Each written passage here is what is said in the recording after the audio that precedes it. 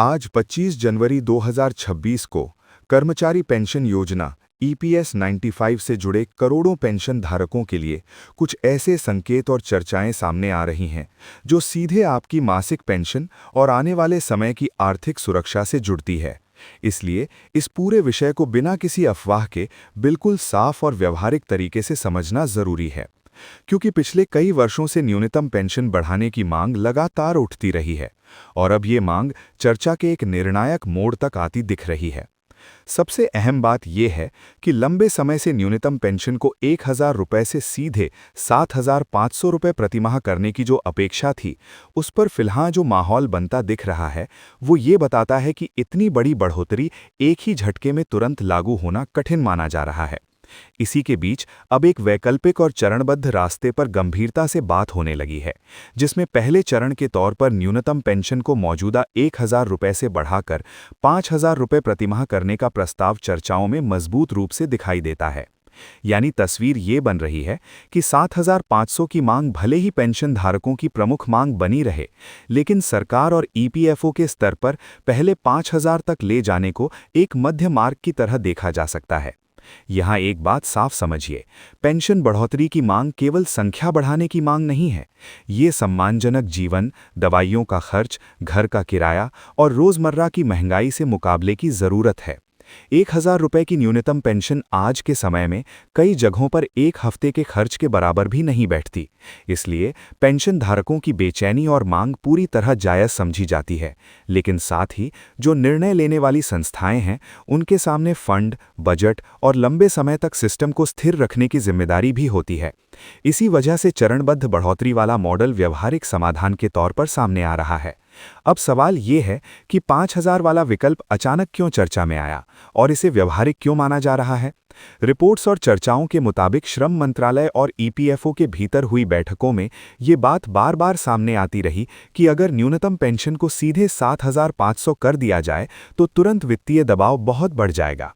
Pension धारकों की संख्या लगातार बढ़ रही है, दूसरी ओर फंड की आय और उसकी सीमाएं हैं, और अगर एक साथ बहुत बड़ा भार डाल दिया गया तो लंबे समय में फंड की स्थिरता पर सवाल खड़े हो सकते हैं।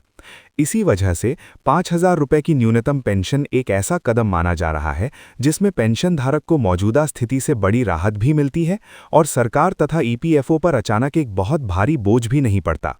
इस पूरे मामले में एक और बेहद जरूरी बात है, अभी तक 5,000 वाली न्यूनतम पेंशन को लेकर कोई आधिकारिक अधिसूचना जारी नहीं हुई है, ना ही कोई अंतिम आदेश सामने आया है। इसलिए इसे तय निर्णय की तरह नहीं बल्कि मजबूत संभावनाओं और चर्चाओं की दिशा के रूप में देखा जाना चाहिए। अक्सर ऐसा होता है कि बजट या बजट से पहले की बैठकों में कई विकल्पों पर मंथन होता है, फिर अंतिम रूप दिया जाता है। इसलिए 18 जनवरी 2026 की तारीख पर जो बात सबसे जिम्मेदारी से कही जा सकती है वो ये है कि चर्चा गंभीर है, दबाव वास्तविक है और बदलाव की संभावना मजबूत है, लेकिन अंतिम फैसला आधिकारिक घोषणा के बाद ही मान्य होगा।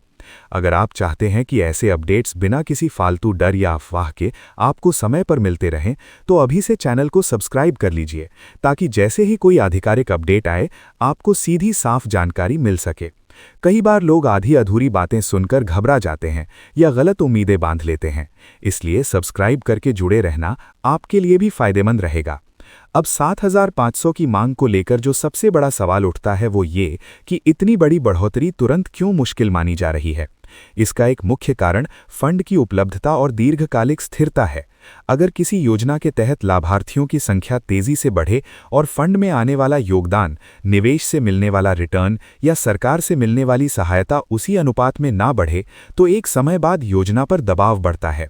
इसी दबाव को संतुलित रखने के लिए सरकार अक्सर चरणबद्ध तरीका अपनाती है, ताकि एक तरफ लोगों को राहत मिले और दूसरी तरफ सिस्टम भी टिकाऊ बना रहे।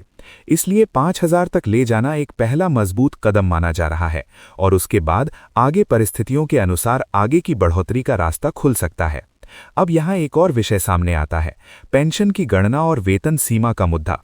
चर्चाओं में यह भी बताया जा रहा है कि जनवरी 2026 में सुप्रीम कोर्ट ने केंद्र सरकार और ईपीएफओ को यह निर्देश दिया है कि पेंशन गणना में वेतन सीमा से जुड़े संशोधन पर गंभीरता से विचार किया जाए और इसके लिए कुछ महीनों का समय भी दिया गया है। इस तरह के संकेत भविष्य में पेंशन की गणना और संभावित बढ़ोतरी पर असर डाल सकते हैं। हालांकि इस पर भी वही बात लागू होती है, जब तक आधिकारिक दस्तावेज और स्पष्ट दिशा निर्देश सामने नहीं आते, तब तक किसी भी निष्कर्ष पर पहुंचना सही नहीं होगा। इसी पेंशन धारक संगठनों की गतिविधियां भी तेज बनी हुई हैं। राष्ट्रीय संघर्ष समिति की ओर से भी लगातार ये कहा जा रहा है कि न्यूनतम पेंशन 7,500 रुपये प्रतिमाह और उस पर महंगाई भत्ता, मुफ्त और गुणवत्तापूर्ण चिकित्सा सुविधा, पेंशन योजना का विस्तार और उच्च वेतन पर पेंशन से जुड़े लाभों का पात्र लोगों तक पहुंचना जैसी बातें शामिल बताई जाती हैं। अगर आप इन मांगों और सरकार के रुख को दोनों को संतुलित तरीके से समझना चाहते हैं तो सब्सक्राइब करके जुड़े रहिए, क्योंकि हम हर अपडेट में यही कोशिश करेंगे कि आपको उम्मीद भी सही दिशा में मिले और सावधानी भी बनी रहे। अब अंत में एक छोटा सा स्पष्ट संदेश। आज 18 जनवरी 2026 की स्थिति में न्यूनतम पेंशन को 5,000 तक ले जाने की संभावना चर्चाओं में मजबूत दिखती है, लेकिन इसे अंतिम निर्णय समझना अभी सही नहीं है।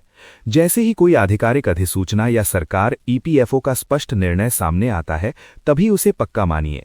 तब तक केवल प्रमाणित जानकारी पर भरोसा रखें, अफवाहों से बचें और अपने दस्तावेज, अपने पेंशन स्टेटमेंट और ईपीएफओ की आधिकारिक सूचनाओं पर नजर बनाए रखें। आपसे अनुरोध है, इस जानकारी को अपने उन पेंशनधारी साथियों तक जरूर पहुंचाइए जो सोशल मीडिया की भ्रामक खबरों से परेशान रहते हैं। और अगर आपने अभी तक सब्सक्राइब नहीं किया है तो सब्सक्राइब कर लीजिए, ताकि आने वाले दिनों में बजट 2026 और उससे जुड़े पेंशन अपडेट्स आपको सबसे पहले और सबसे स्पष्ट रूप में मिल सकें। धन्यवाद और आप सभी के लिए शुभकामनाएं।